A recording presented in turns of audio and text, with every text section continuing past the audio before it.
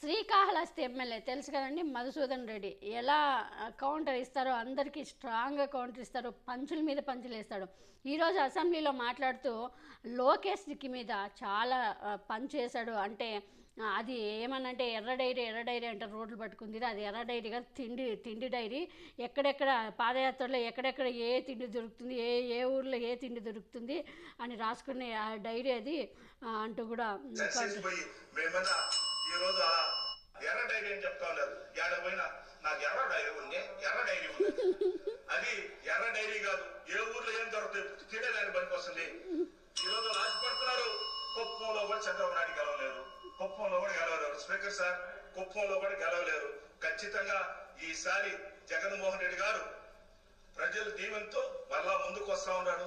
దయచేసి ఈ రోజు మనందరం కూడా ఆ మహానుభావుడు వెనకాల అందరూ ప్రజలు ఉన్నారు, అందరూ కూడా ఉన్నారు. కాబట్టి అటువంటి నలుగురు వచ్చి బిందులు కడపట్లన్నట్టుకు వచ్చే సరిచేసిపోయి మేమన్నా ఈ రోజు ఆ అవాచిక తవాకులు పెట్టడం మంచి పద్ధతి కాదని తెలియజేసుకుంటూ జై జగన్. చూసారుగా ఆ లోకేష్ ఏమనంటే అందరి పేర్లు రాసుకున్నా అని బెదిరిస్తుంటాడు.